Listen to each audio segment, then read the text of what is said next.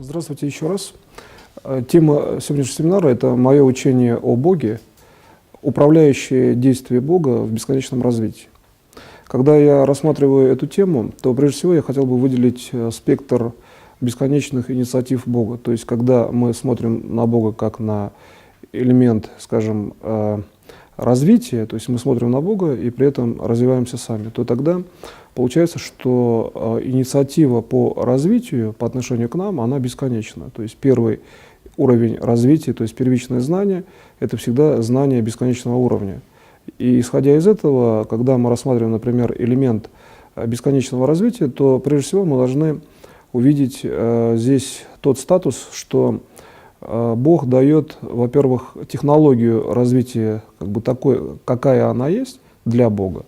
И с этой точки зрения он не преуменьшает статус человека. Когда мы говорим о бесконечном развитии, то, естественно, он ставит задачу бесконечного развития в том числе и тогда, когда человек, развиваясь бесконечно, хочет познать, например, а что делать дальше. Вот, например, там проходят какие-то миллиарды лет, и перед человеком стоит задача, а чему вообще учиться дальше, если он, например, там все умеет.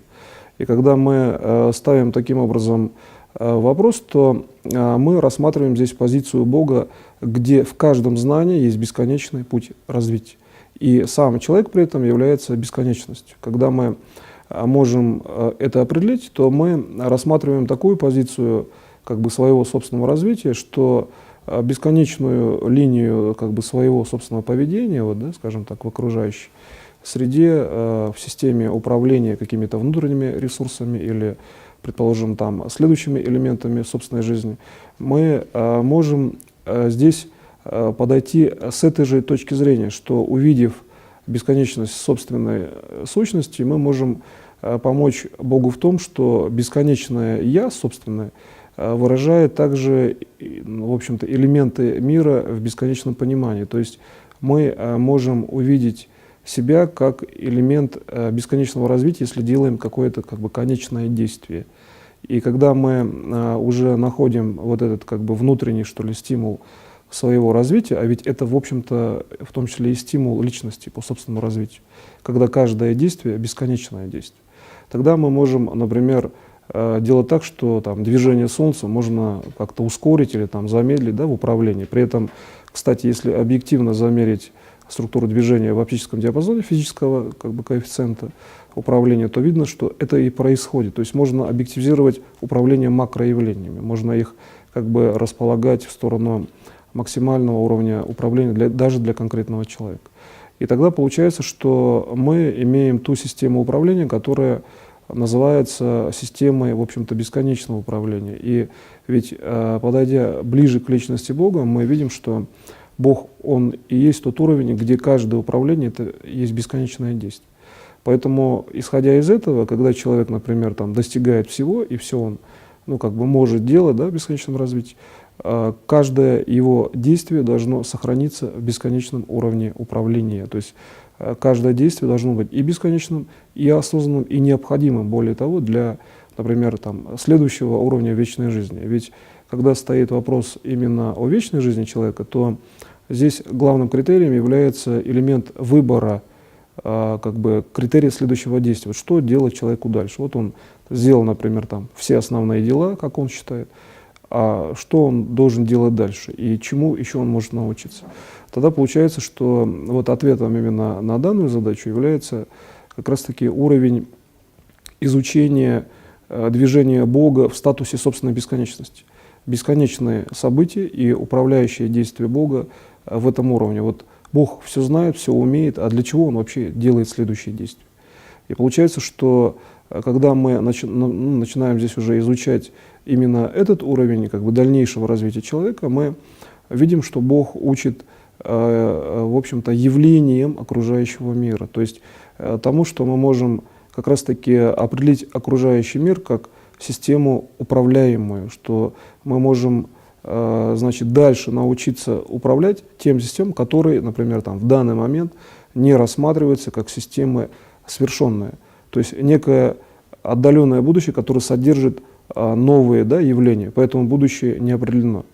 исходя, ну как бы не определено, да, если мы можем иметь много вариантов в управлении. То есть почему, получается, Бог создал такую почву под ногами человека, что он может пойти в разные стороны, да, в зависимости от точки своего решения. Потому что это и есть система движения. То есть будущее — это и есть система развития, это и есть динамика перехода конечной системы в бесконечную. И когда мы начинаем так видеть ситуацию, то мы видим, что Бог дал каждому человеку понимание в силу его собственного там разумения, в силу его собственного уровня познания, как он, например, может помочь Богу, как он может сделать так, чтобы бесконечная реальность выливалась в конечные и приемлемые, например, действия. То есть когда он находится в гармонии со своими как бы конечными действиями. То есть, ну, сделал один шаг, да, сделал движение рукой и так далее. И когда мы начинаем таким образом рассматривать всю реальность, то мы видим, что каждый человек, он очень, в общем-то, плотно связан с другим человеком в плане именно взаимопомощи, потому что ну, такое конечное как бы, да, явление, как характеристика здоровья человека, передается бесконечным образом в бесконечное количество уровней. То есть один здоровый человек может, вообще говоря, организовать здоровую жизнь других людей путем именно создания бесконечности статуса своего здоровья.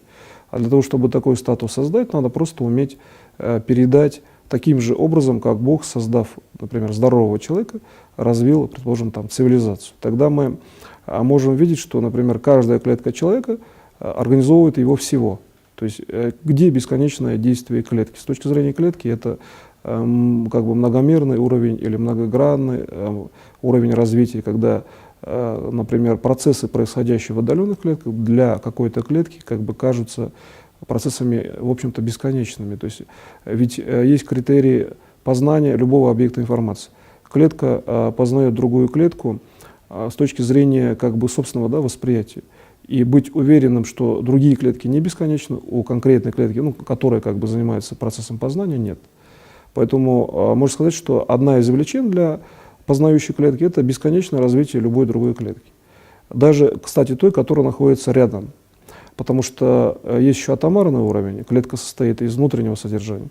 И когда клетка начинает исследовать атомарный уровень, у нее вообще возникает выход в бесконечную среду. То есть она сама становится, вообще говоря, бесконечной по отношению, в общем-то, к другой системе, да, к прилежащей клетке. Тогда получается у нее ответ на этот вопрос такой, что и она сама бесконечна, и, в общем-то, ответ именно в бесконечности как бы конечной величины. Это с точки зрения, например, там, клеточного уровня анализа. Если мы хотим рассмотреть как бы жизнь человека в целом с точки зрения этих явлений, именно бесконечного управляющего действия Бога, то здесь вот в этом уровне моего учения как раз-таки передача знания — это есть знание, в общем-то, всеобщее в одном конечном действии, потому что даже одно понимание в таком ракурсе управления дает бесконечный уровень развития всем. И когда мы рассматриваем этот процесс, в общем-то, достаточно однозначно, то есть с точки зрения как бы привязки к конкретному одному человеку, то мы видим, что одному человеку достаточно достичь, может быть, своей какой-то профильной деятельности, какого-то уровня макроуправления, то есть достичь через макроуправление своих личных задач, решения своих личных задач. Ведь достижение личных задач — это тоже задача. И с точки зрения души, да, человека, развития души, то получается, что когда мы так говорим или так делаем, мы развиваем собственную душу в плане того, что мы, в общем-то, определяем задачи. То есть мы ставим задачи тогда душой. И вот как только вы выходите на уровень постановки задач душой, вы видите, что ваше любое конечное действие на физическом уровне, то есть вы проехали там на велосипеде, ну, там, предположим, там, 3 километра, это бесконечное действие по отношению к Богу и по отношению, вообще говоря, к траектории движения. Как только вы находите в этой траектории точки бесконечности, вы входите в контакт с Богом, причем явный. То есть Бог говорит вам, ну, например, там, светом, там, в виде конкретного уровня, там, где есть, например, разговор с физическим телом единого Бога и так далее. То есть вы, выделяя бесконечную линию от того, что вы поставили управление из души, вы можете сделать траекторию движения, траекторию там, своего развития фактически бесконечной, как бы уже задним числом, то есть сделать управление в прошлое. Отсюда получается, что управление в прошлое также с точки зрения Бога затронуто вашим текущим действием, то есть как бы действием ограниченным, например, по времени или же по пространству. И получается, что в этой позиции очень легко усмотреть, как вариабельно прошлое. То есть прошлое также реагирует на систему вашего управления, как и будущее. Совершенно идентично причем. Вот в этой системе очень просто увидеть систему как бы взаимной реакции прошлого и будущего, когда вы входите в структуру бесконечности действия. И когда вы видите как бы надуправляющее действие Бога над вами, то есть вы не просто делаете или видите, но вы и понимаете, как это делать с точки зрения своей души, там, например, физической структуры, с точки зрения будущих процессов развития, то получается для того, чтобы, например, там, быстро срегенерировать организм, то есть взять и обновить, ну, проще говоря, например, сделать замену организма на как бы здоровый, да, новый, но ваш же, то есть вы при этом не отличаетесь. Для этого достаточно всего лишь навсего в этой технологии взять бесконечную среду прошлого состояния, то есть как вы о себе думаете в прошлом, и сделать каждую мысль бесконечной, вот и все, придать свойство бесконечности путем волевого управления. Тогда вы делаете как бы логическую смену, казалось бы, смену, но по сути это развитие вашего организма в сторону просто полного здоровья. За счет того, что вы увидели реальную среду, в общем, таковой, какая она есть. И когда вы это видите, вы делаете. То есть видеть и делать для Бога это одно и то же. И вы в данной технологии учитесь видеть и делать, и определять путь развития, когда, например, разные системы развития, предположим, мы можем иметь статус совершенно разного развития. То есть человек там, первый раз занимается технологией, может он быть очень продвинутым в конкретной технологии, но в этой системе он может, например, увидев систему управления такой, какая она есть, от Бога, сразу получить макродоступ, независимо как бы, от уровня развития, причем, в общем-то, он может получить макродоступ как бы, по действию идентично направленный. То есть люди могут мгновенно, значит, объединиться и спасти цивилизацию от макроуничтожения, потому что для них управляемое прошлое такое же, как и управляемое или еще не наступившее будущее. То есть управление — это есть система, в общем-то, реакции на свое прошлое. А прошлое люди знают, и оно свершилось. Вот в этом есть факт действия прошлого на систему будущего управления. Когда мы вполне можем как бы информацию, или, так скажем, объем информации, можно так сказать, что это как энергия, да, прошлого, перевести в систему устойчивости будущего, при этом не меняя картины прошлого. То есть прошлое все равно же для других не меняется. И если, например, один уровень контрольный, когда вы, например, для другого человека все-таки тоже сменили структуру прошлого, то получается, что другой человек подключился сознательно к этому процессу. Ему для чего-то это надо. И получается, что будущее таково, что люди с разным уровнем восприятия, с разным уровнем действия могут спасти цивилизацию, потому что они объединятся на основе своего коллективного прошлого. Вот здесь вот вводится система так называемого коллективного прошлого, которое, ну, например, воспроизведено в исторических сведениях или которое является прошлым каждого человека. Вот почему с этой точки зрения тоже люди разные, потому что другого варианта нет. Человек, имеющий одну систему развития, всегда имеет разную структуру прошлого. Они не могут быть похожи, потому что в будущем-то то же самое пространство.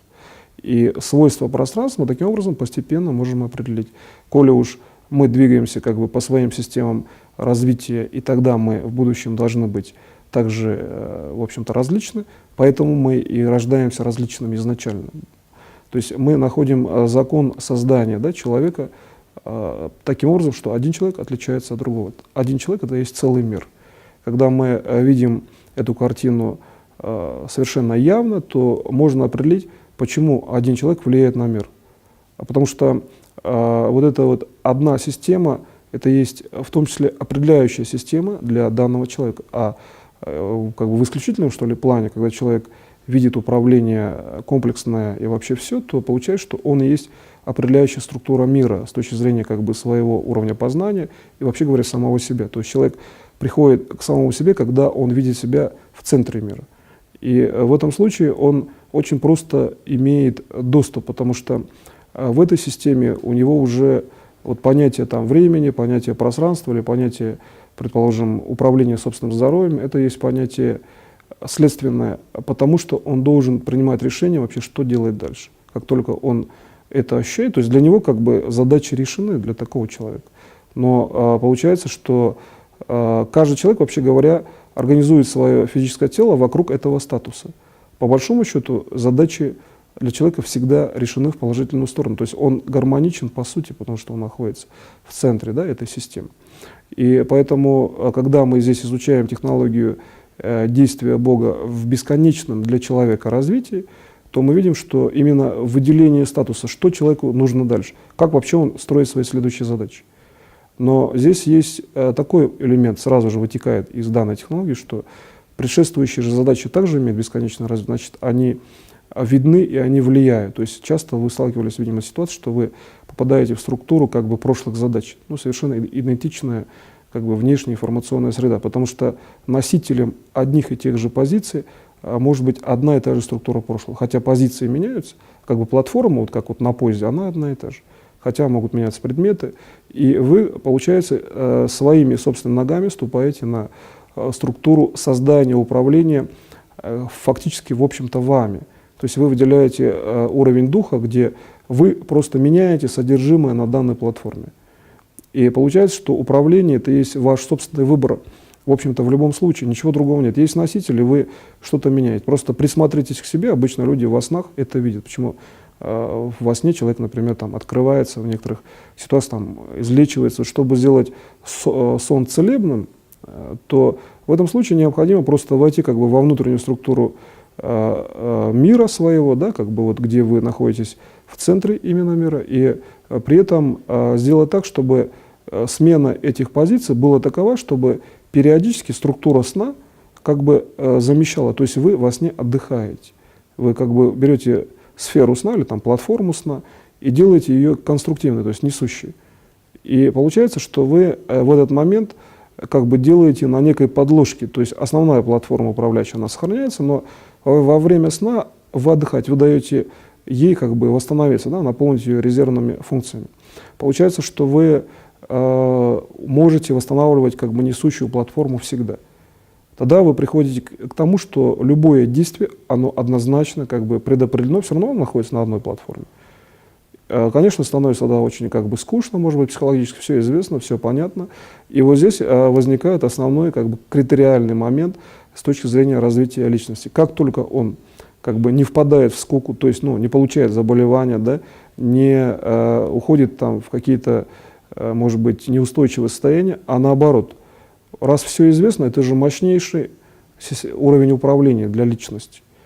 И там, чтобы человек не был ну, как бы такого плана, что он там ничего не делает, или, предположим, он как бы со стороны может смотреться как некий лентяй, то есть вот он достиг какого-то уровня и считает, что это нормально, то здесь получается, что он должен посмотреть, а как вообще в этом случае делает Бог. Он ведь даже и создал сам свою собственную платформу, свое собственное развитие. То есть у Бога-то ситуация еще более как бы увеличена, да, несоизмеримо по отношению с положением человека.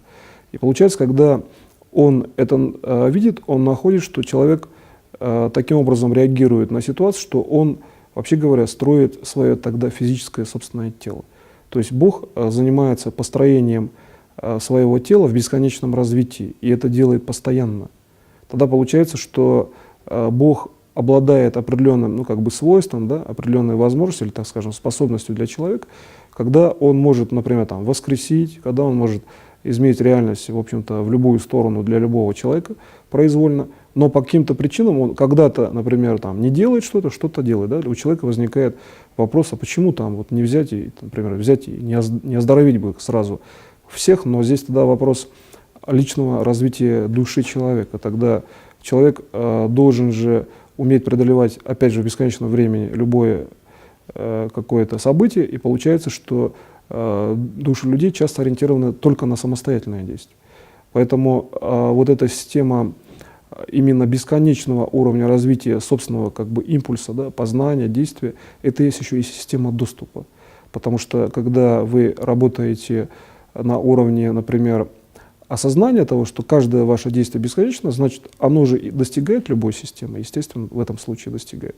Как только вы начинаете таким образом думать, вам становится понятным, что вы сможете добраться до любой системы в своем организме, вообще говоря, до любой клетки, органа, то есть можете, вообще говоря, восстановить тогда. Раз вы добираетесь, значит, вы видите.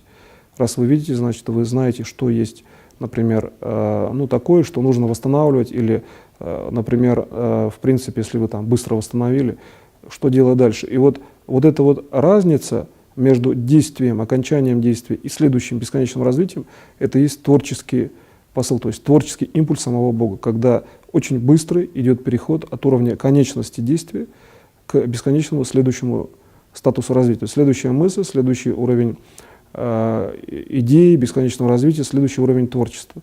Тогда получается, что мы вполне можем здесь видеть, что творчество, то есть переход на быстрые действия, на творческое мышление, это есть действие Бога. Почему, например, цивилизация, развиваясь все быстрее, на самом деле, значит, по сути-то она выполняет именно задачу Бога по именно структуре формирования цели развития.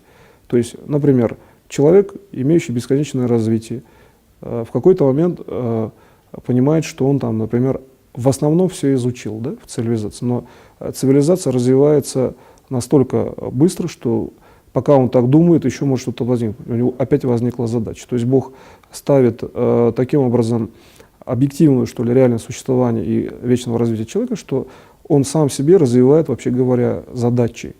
Тогда получается, что техногенное развитие цивилизации – это один из уровней, конечно, развития, где есть задача Бога, но техногенное не в том понимании, что, например, воспроизводство этих систем может там уничтожить, предположим, цивилизацию. Вот здесь задача как раз-таки в этой технологии возникает такая, что нужно ставить структуру духовного развития над техногенным. То есть ведь техногенный уровень – это только один из уровней.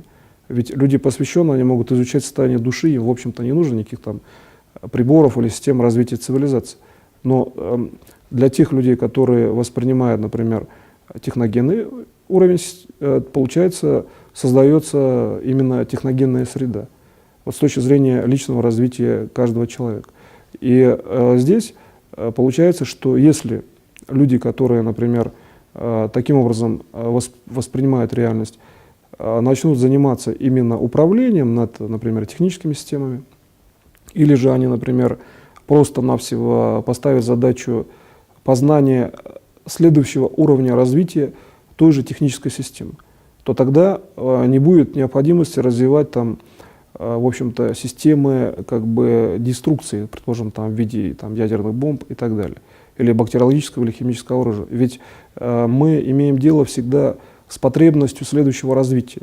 Как только человек понимает, что любой созданный элемент обладает бесконечными функциями с точки зрения управляющего действия Бога или с точки зрения, в принципе, действия Бога вообще, то получается, что мы видим такую, в общем-то, систему преобразования сознания, что Бог, по сути, дает тогда возможность человеку даже на основе одного воспринятого человеком явления развиваться уже бесконечно. То есть человеку достаточно открыть глаза, увидеть там, собственно, например, палец или фрагмент, или там просто посмотреть на свое тело, или же вообще увидеть хоть что-то, он имеет уже дальше статус бесконечного развития. Поэтому мысль человека видит сразу, еще до того, как человек открывает глаза. Вот когда вы, например, рассматриваете этот элемент развития, это мощный уровень управляющего ясновидения. Именно ясновидение, которое практически совершает действие за пределами видимого действия. То есть имеется в виду, что вы можете воспринять один элемент управления, а вы уже действуете дальше. То есть как бы себе делаете оптимальный путь развития уже до того, как вы восприняли сигнал.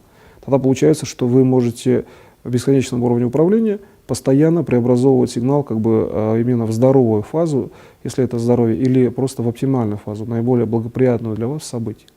Таким образом, мы уже пришли к тому, что когда вы, например, начинаете видеть, как работает мысль с точки зрения именно прозрачности, да, внешней реальности, то, кроме того, что это, в общем-то, уровень развития ясновидения, по сути, достаточно мощный, нужно увидеть, что душа воспроизводит эту мысль внутри физического тела. И когда вы это видите, вы находите место души внутри физического тела, конкретное место, и то, как душа организовывает мысль, то есть как она, вообще говоря, ее создает внутри тела. Когда вы начинаете это видеть, вы видите, что все части тела связаны друг с другом бесконечными линиями. И вот эти линии бесконечности — это есть конечное как бы формирование органов, то есть форма органов — это есть бесконечные линии связи. Отсюда достаточно просто увидеть как бы анатомический атлас собственного тела с этой позиции, и тогда проблема восстановления, даже при каких-то сильных нарушениях, на самом деле она несложная. То есть достаточно увидеть, каким образом там, например, там, печень или рука, связанная там, с другой рукой, или опять же с печенью, или с любым другим органом. То есть здесь нужно выявить уровень бесконечности как бы в форме. И когда вы хотите изучить эту форму, то есть получить как бы такой анатомический атлас, вам нужно прежде всего рассмотреть действие своего тела. То есть вы должны увидеть себя как бы извне и посмотреть на тело извне, как бы внешним взглядом, ну, по памяти, да, например. Но тогда получается, что вы можете выходить как бы во внешнюю конструкцию по отношению к себе в управлении. Если вы можете представить себя извне, а любой человек это может сделать, то ясно, что вы каким-то же инструментом представляете себе. И вот с точки зрения, вообще говоря, сознания человека, и когда мы говорим о том, что каждый элемент объективизирован для сознания в бесконечном действии, то получается, это есть луч, как бы, да, или свойство, что ли, информации, энергии вашего тела, где вы обладаете свойством первичного импульса и одновременно действия вовне себя. То есть импульс формируется как бы внутри тела, но при этом вы смотрите извне. Получается, что вы связаны с Богом в бесконечном действии. Если у вас что-то, например, болит, достаточно формировать такие импульсы многократно, то есть несколько раз просмотреть, как на фотографии, да, на свое тело, и вы выправляете там, в первую очередь там, мышечную систему, потом дальше внутренние органы и так далее. То есть постоянный взгляд на себя — это и есть нормирование. И когда вы начинаете смотреть, а почему нормирование? Потому что вы тогда себя воспринимаете как бесконечную систему. Получается, вы себя, естественно, выправляете, потому что вы делаете так, потому что вы понимаете о бесконечных связях, например, органов и как бы внешнего уровня управления. И вот здесь есть своеобразно, в общем-то, кульминационный момент сегодняшней лекции в том, что когда я говорю о внешней связи, то есть когда я говорю о том, что человек смотрит как бы на себя, то, казалось бы, здесь причем вообще вот внутренние, да, органы. Понятно, что есть бесконечная связь и так далее, но таким образом вы можете увидеть физическое тело единого Бога, когда вы просматриваете такую позицию с точки зрения бесконечности и внутренней, конечной, казалось бы, с точки зрения формы системы, но бесконечной в плане возможностей и реально вечного развития.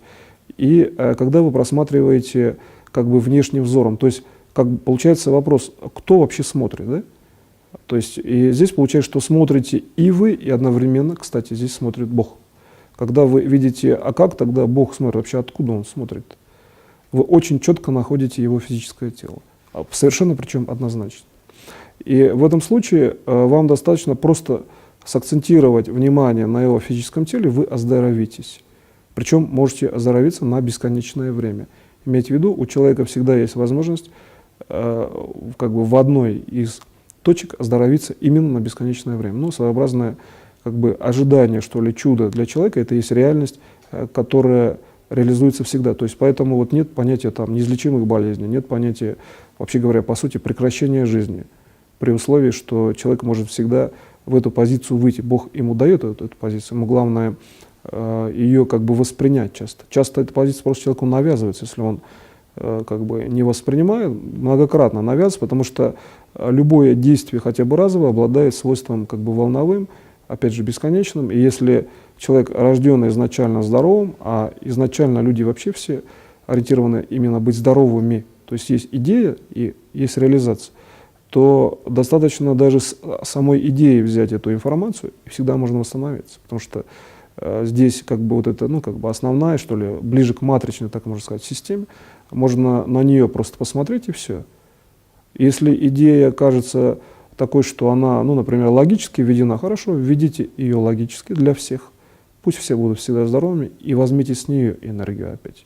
То есть с нее восстановитесь. И получается, что человек может правильно, например, получить управление, если даже он сам вводит систему управления как бы для себя. Но, как я сказал, идея это для всего человечества. И вот в этом как раз разделе моего учения, управляющее действие Бога в бесконечном развитии, в структуре учения о Боге, как раз я показываю, что здесь можно действовать критериально только способами для всех людей сразу. Созидательное действие для всех людей сразу. И здесь мышление как раз-таки работает только в этой среде. В управлении имеется в виду. То есть вы мысли, конечно, можете как хотите и по-разному, но когда вы входите в эту систему управления, мышление всегда работает для всех. И действие, оно исключительно сразу становится созидательным для всех в плане того, что вы получили новые знания какие-то, полезные для людей, и эти знания сразу передаются. И от этого Богу, конечно, проще. То есть ему уже не нужно делать какую-то одну и ту же задачу. Люди пошли дальше, да, приблизились к структурам вечного развития, приблизились к пониманию того, а что делать вообще дальше, когда они всему научились.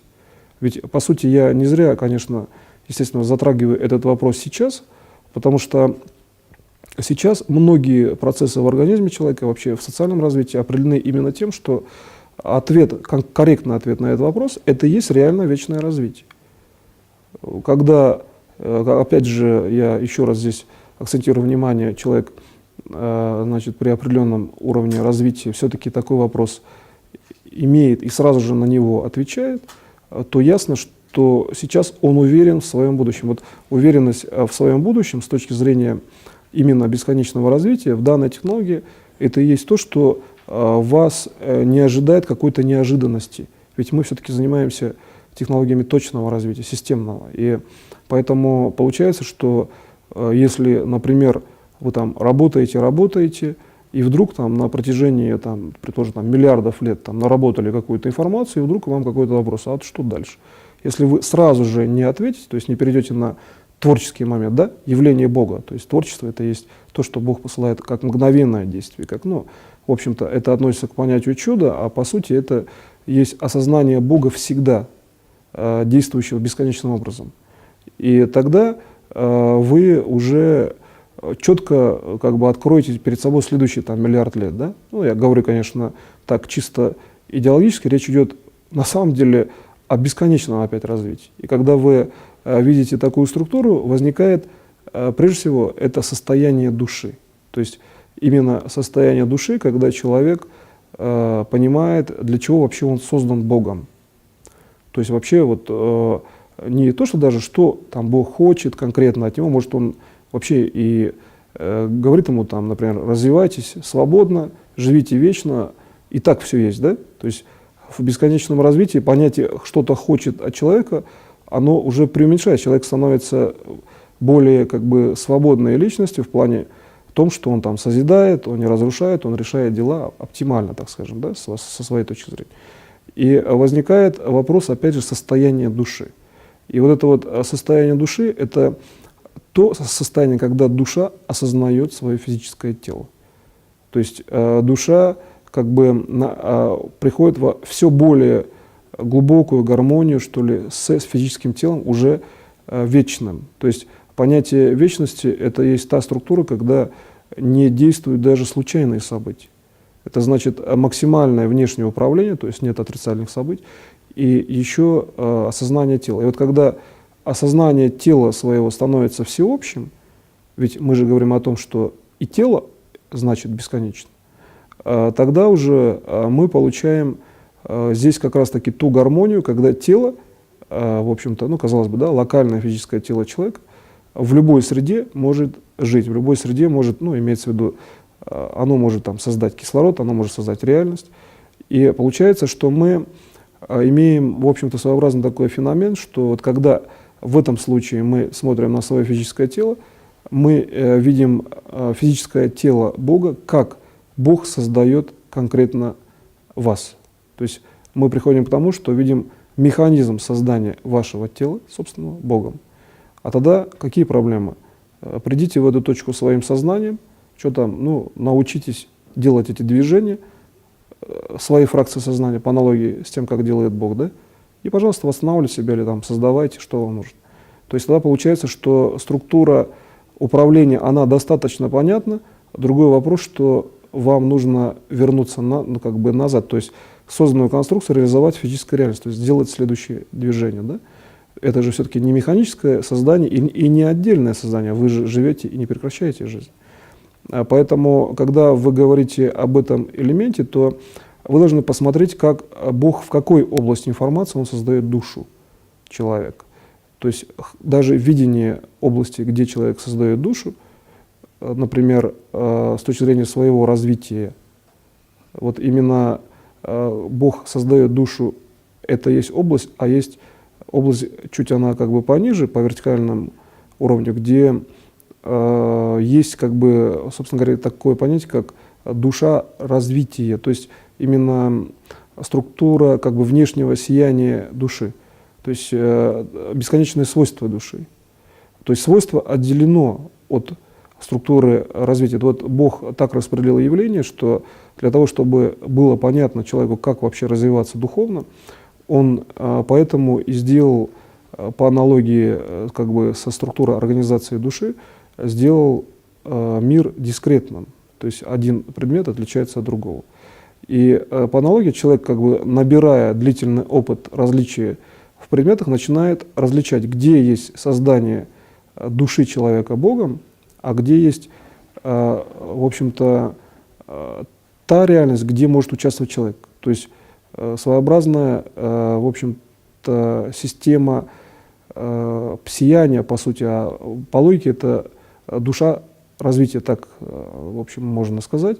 И получается, что мы видим стыковку, когда человек работает над развитием, то есть когда вы видите структуру собственной души и стараетесь, в общем-то, выйти на структуру души, вот, которая создана Богом, то есть вы создаете душу развития, но именно формулируете как душа развития, не как вот некий там принцип развития или там технология развития, а именно душа. То есть вы создаете не искомую как бы душу, да, от Бога, данную вам, там вы можете в принципе структурировать тоже или делать более, в общем-то, полные действия, но изначально созданная Богом, она есть только созданная Богом.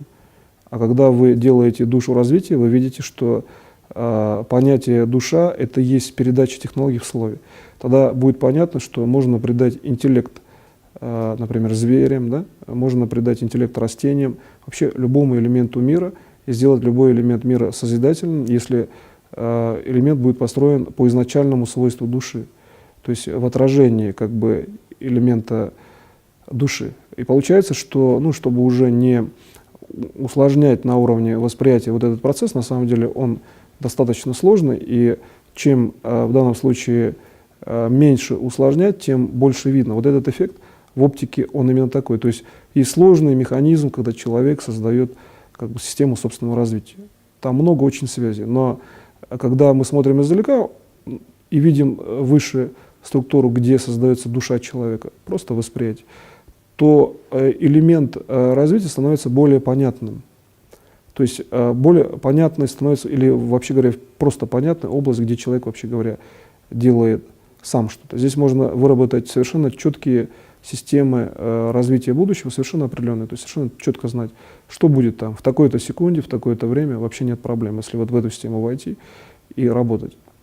И получается, что здесь вот именно бесконечность, она передается как свойство действия, то есть человек действует как-то по аналогии с тем, как Бог, например, создает душу.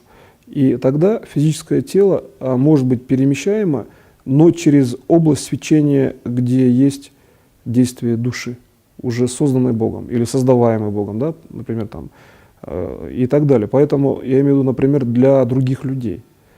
И когда вы начинаете видеть эту область, то есть работать возле этой области, вы приходите, вообще говоря, к тому, что для человека бесконечно, то есть душа бесконечна изначально, и там же реализуется вот эта система бесконечности мира в любом действии.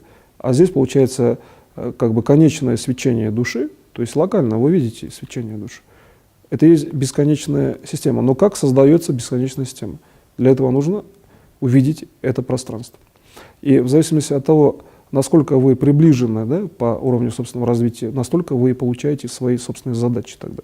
И вот получение задач — это есть видение ситуации, реальное видение, ибо получение задач может быть, конечно, разным, но когда вы начинаете видеть ситуацию сполна, вы получаете не только задачи, но и силы, то есть путь.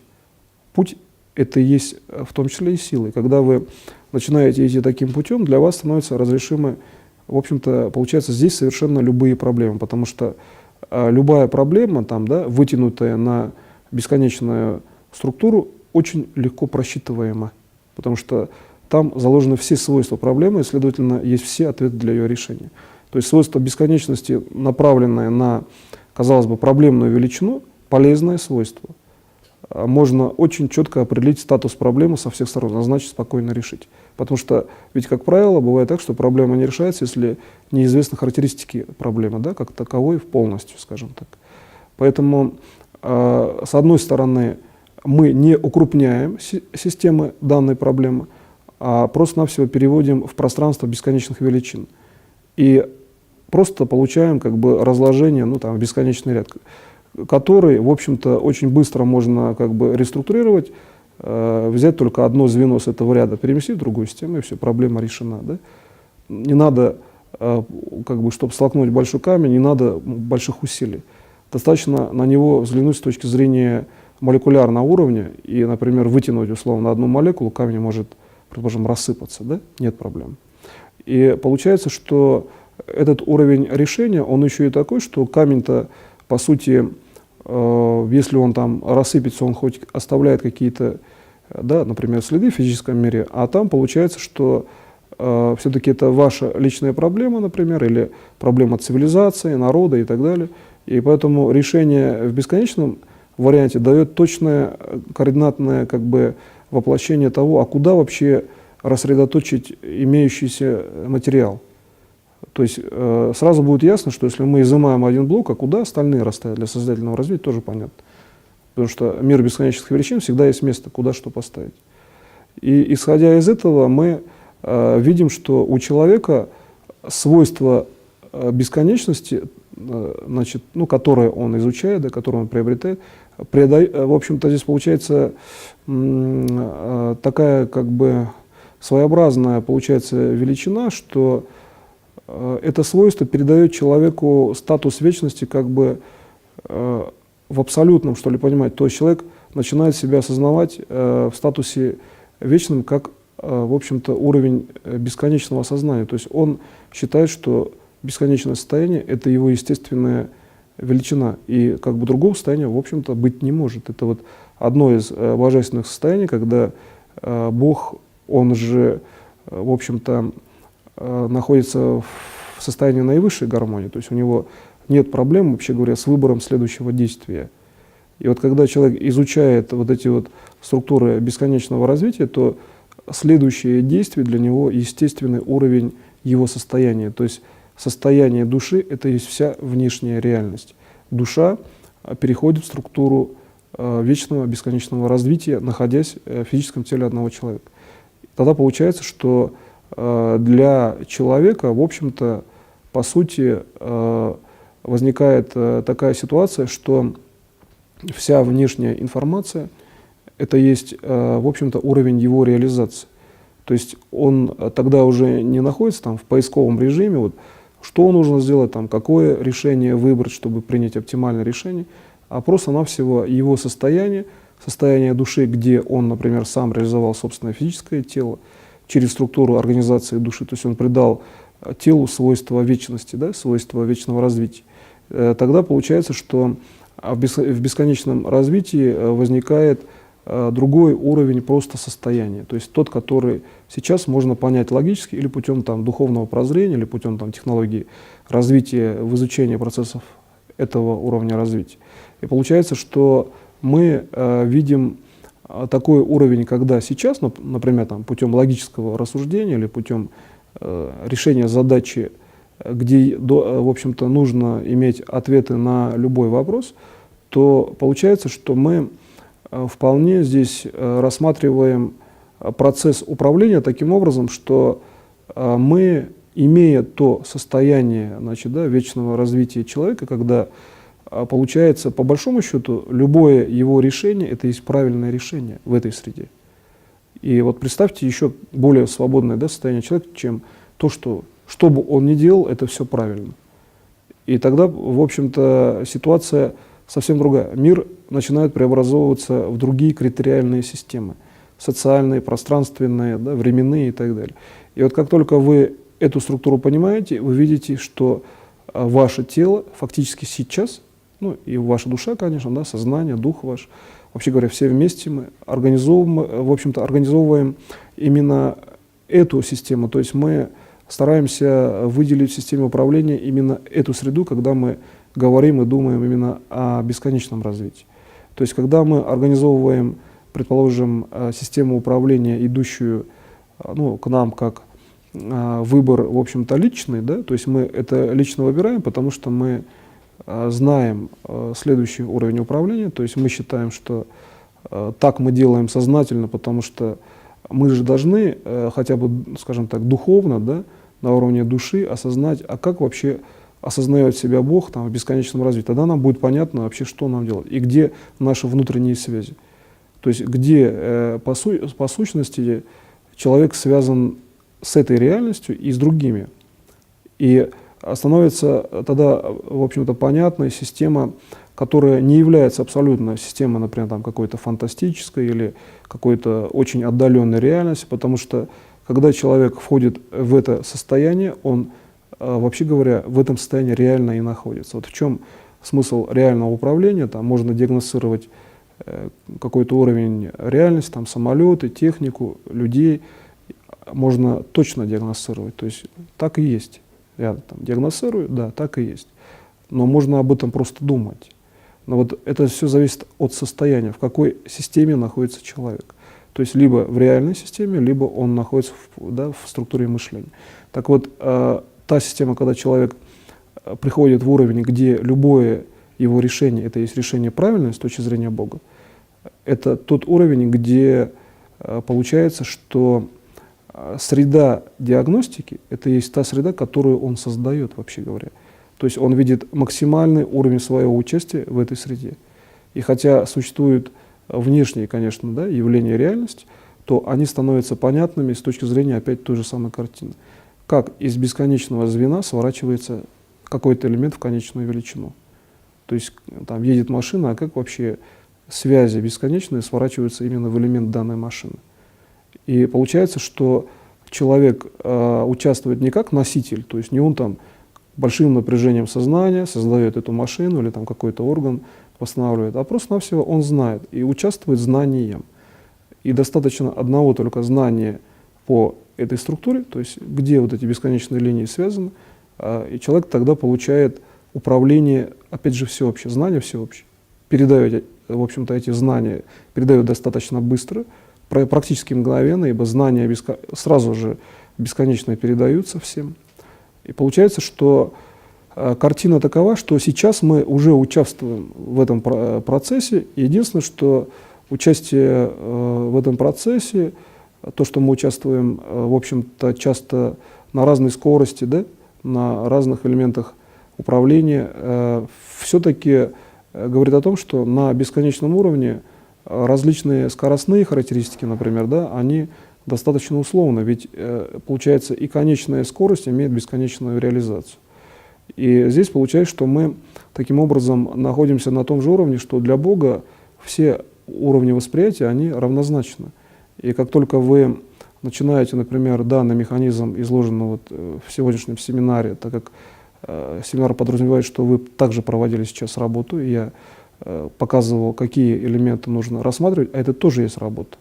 Вы стараетесь приложить управление таким образом, чтобы работать как в сторону развития бесконечных величин, то есть из конечной величины видеть бесконечную, так и наоборот, из бесконечной получать законы развития конечных величин, законы их как бы формирования.